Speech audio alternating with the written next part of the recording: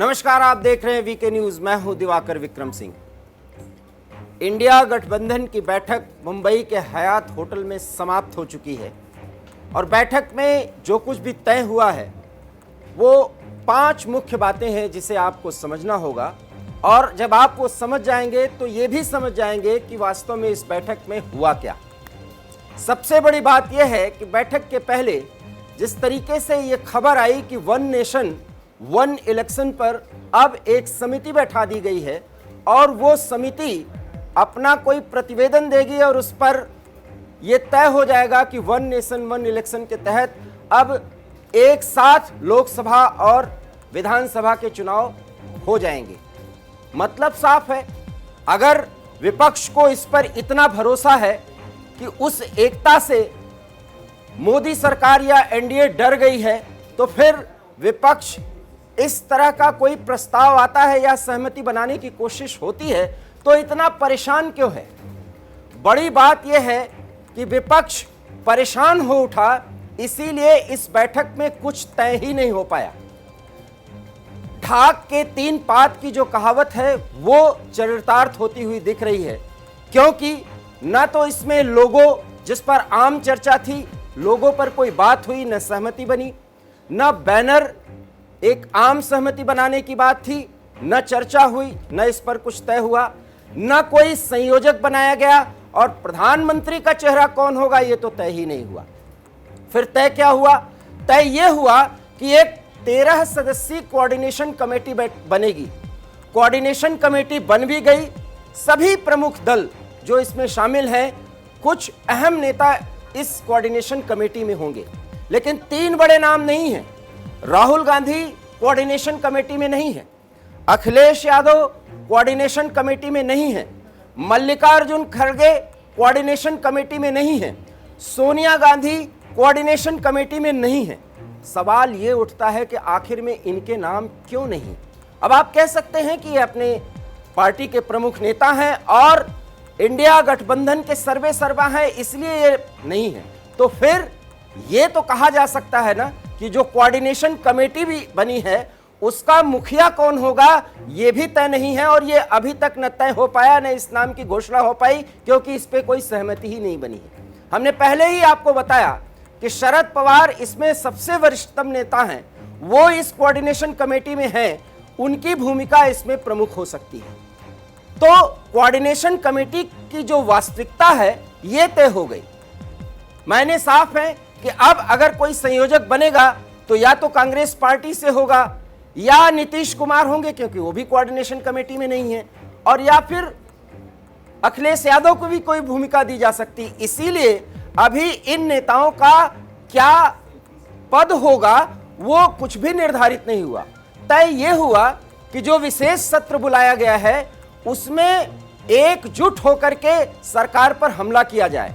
अब आप जानते हैं कि वन नेशन वन इलेक्शन की बात अगर सरकार ने की है तो सबसे पहली बात जिस पर विपक्ष बोल रहा है, और शायद एक बार फिर 140 करोड़ के आवाम को बहुत कम समझदार समझा जा रहा है। वन नेशन वन इलेक्शन पर पहली बात तो जब कमेटी बना ली गई है तो तुरंत बिल नहीं लाया जा सकता संसद में, ये स्पष्ट तौर पर जान लीजिए, क्योंकि कमेटी के जो अध्यक्ष हैं उनके साथ जितने भी सदस्य होंगे कमेटी के, वो सभी राजनीतिक दलों के नेताओं से बातचीत करेंगे और उनके इनपुट्स के आधार पर वो अपना प्रतिवेदन देंगे और उसके बाद वो प्रतिवेदन सरकार के पास जाएगी और सरकार इस पर पूरा विमर्श करेगी।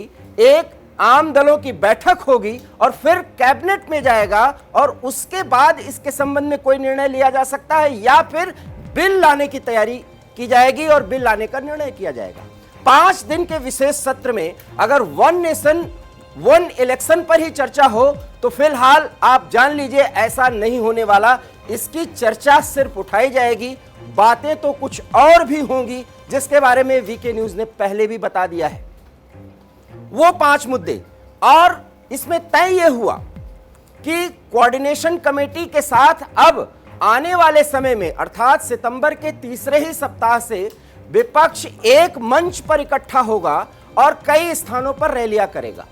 रैलियों पर सहमति बन गई, लेकिन सहमति जिस पे बनाई जानी थी, सीट शेयरिंग को लेकर के क्या फॉर्मूला होगा, इस पर सिर्फ एक लाइन में बात बन गई।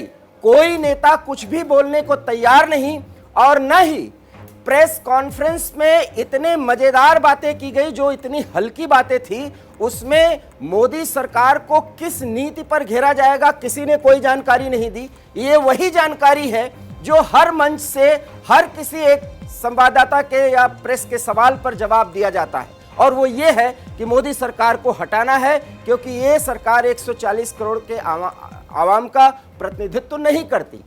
तो सवाल ये है कि फिर सीट शेयरिंग का फॉर्मूला क्या होगा। यही वो पेच है जिसके कारण ये सारे दल डरे हुए हैं। कारण ये है कि जब लोकसभा और विधानसभा के चुनाव एक साथ होंगे, तो जब आम चुनाव होता है तो उसका एक देशव्यापी मुद्दा होता है जो केंद्र सरकार के प्रधानमंत्री या उसके कार्यकाल के निर्णयों की, उसके योजनाओं के फायदे और नुकसान पर विपक्ष सवाल उठाती है, और राज्य में जो चुनाव होते हैं वो स्थानीय मुद्दे होते हैं। जब एक साथ चुनाव होगा तो ये जो क्षेत्रीय दल हैं, फिलहाल इंडिया गठबंधन के साथ हैं, वो मुद्दे कैसे उठा पाएंगे या राष्ट्र के मुद्दों के साथ वो डाइल्यूट करके चुनाव कैसे लड़ पाएंगे, क्या इतना खर्च वहन कर पाएंगे ये क्षेत्रीय दल। ये एक बड़ी समस्या है जो इसके कारण से साउथ से लेकर के नॉर्थ तक जितने भी विपक्षी गठबंधन के धड़े हैं वो बहुत परेशान हैं। मोदी ने एक मास्टर स्ट्रोक दिया और उस स्ट्रोक का जवाब भी नहीं ढूंढ पाए और सबने कह दिया कि वन नेशन वन इलेक्शन सिर्फ सरकार डर गई है इसलिए लाना चाहती है। सबसे पहली बात, संसद का जो विशेष सत्र होगा उसमें वन नेशन वन इलेक्शन पर ही चर्चा नहीं होगी और न ही इस पर कोई सहमति बनाया जाएगा, न ही इसके संबंध में कोई बिल आने वाला है, क्योंकि बिल तब तक नहीं आ सकता जब तक कमेटी अपना प्रतिवेदन नहीं दे देती, और कमेटी के अध्यक्ष पूर्व राष्ट्रपति रामनाथ कोविंद को बनाया गया है। कोविंद जब तक हर एक दल के नेता से उनके विचार नहीं जान जाएंगे और वो विचार जब तक आम जनता के बीच में नहीं जाएगा या उस पर संसद में कोई चर्चा नहीं होगी, तब तक ये बिल कैसे लाया जा सकता है। सवाल यह है कि फिर विपक्ष इतना हमलावर क्यों है। वो इसलिए क्योंकि राजनीति जो ये कहती है कि वन नेशन वन इलेक्शन के कारण जितने भी क्षेत्रीय दल हैं और कांग्रेस के अतिरिक्त इसमें जितने भी दल हैं वो क्षेत्रीय पार्टियां हैं, चाहे नीतीश कुमार की पार्टी जदयू हो, चाहे आरजेडी लालू यादव की पार्टी हो, चाहे डीएमके साउथ की पार्टी हो या अरविंद केजरीवाल की आम आदमी पार्टी हो। कुछ ऐसी पार्टियां हैं जो राष्ट्रीय स्तर की पार्टियों में जिसमें आम आदमी पार्टी है उसको टच तो करते हैं लेकिन अभी भी एक क्षेत्रीय दल के रूप में ही जाने जाते हैं। ये राष्ट्रीय मुद्दों और राज्य के मुद्दों को एक साथ मिलाकर के चुनाव में कैसे सामना कर पाएंगे। और इन लोगों के बयान ने ही ये साफ कर दिया कि प्रधानमंत्री नरेंद्र मोदी के व्यक्तित्व से ये परेशान हैं। मोदी ब्रांड राज्यों के चुनाव में भी कारगर होगा, शायद इससे डरे हुए हैं, क्योंकि 4 राज्यों में चुनाव होना है। एक साथ 4 राज्यों के चुनाव और लोकसभा के चुनाव नहीं हो सकते, लेकिन फिर भी इस मुद्दे को उठाया जा रहा है।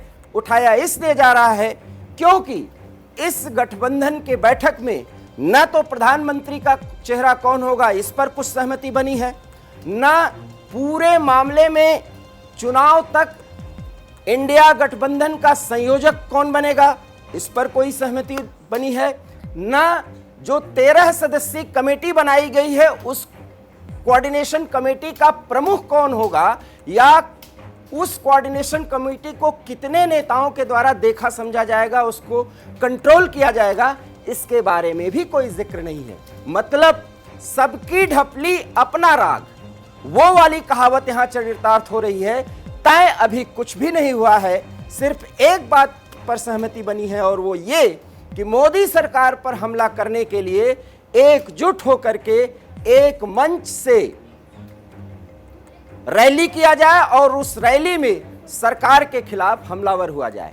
क्या वो नीतियां होंगी? हमने ये जानकारी दी थी कि इनका एक संकल्प पत्र जिसे घोषणा पत्र कहते हैं, इंडिया के घोषणा पत्र पर बात बन सकती है। वीके न्यूज ने सबसे पहले इस बात पर चर्चा की थी और उसी घोषणा पत्र के एक बिंदु पर चर्चा हुई और वो ये कि मोदी सरकार के 9 साल के कार्यकाल में 140 करोड़ की जो जरूरतें हैं वो पूरी नहीं हो पाई हैं और जनता जो बहुमत में है वो सरकार से कनेक्ट नहीं हो पाई है।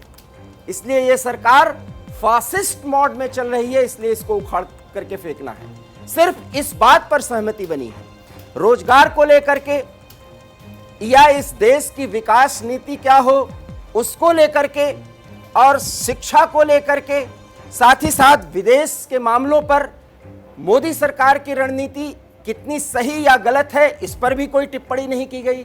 और ये तभी की जा सकती थी अगर इनके पास हर एक पार्टी से कुछ ऐसे नेता होते जो हर एक विभाग में वो नियुक्त किए जाते, मतलब शिक्षा के लिए अलग, स्वास्थ्य के लिए अलग, रोजगार के मुद्दे पर अलग, और वो पूरी तैयारी के साथ सरकार को घेर पाते। लेकिन इनमें जब सहमति ही नहीं बनी तो ऐसा कैसे हो सकता था। इसलिए आप समझ लीजिए कि पूरी 2 दिन की बैठक में सिर्फ तय इतना हुआ कि 13 सदस्यीय एक कमेटी बनेगी और वो कोऑर्डिनेशन कमेटी उसका काम समझिए सिर्फ लोगों को जोड़ने का काम करेगी।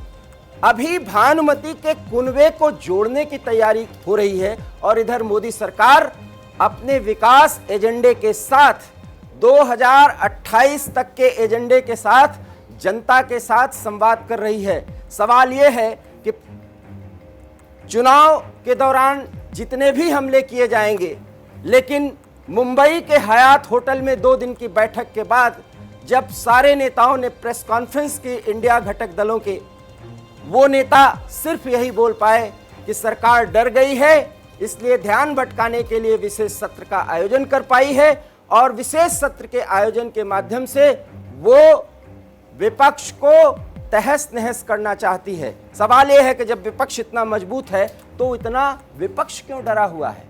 एक बार फिर हम स्पष्ट कर दें, 1 नेशन 1 इलेक्शन पर इस सत्र में ना तो वो एक साथ चुनाव हो सकता है और ना इस संबंध में बिल लाया जा सकता है, क्योंकि जो लोग भी थोड़ा बहुत इसके बारे में जानकारी रखते हैं उनकी जानकारी के लिए स्पष्ट बता दें कि जब तक कमेटी की रिपोर्ट नहीं आ जाती तब तक सरकार बिल लाने की कोशिश ही नहीं करेगी, क्योंकि कमेटी के गठन का कोई उद्देश्य है। मतलब साफ है, इंडिया गठबंधन की बैठक हुई और इस बैठक में कुछ भी तय नहीं हुआ सिवाय ये कि मोदी सरकार को हटाना है और उसको हराने के लिए एकजुट होकर के हमलावर होना है।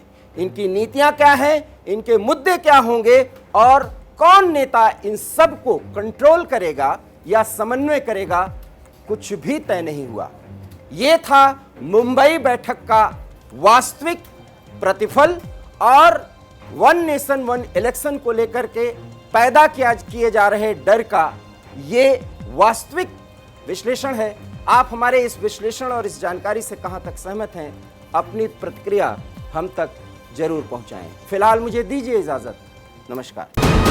वीके न्यूज, राष्ट्र के नाम।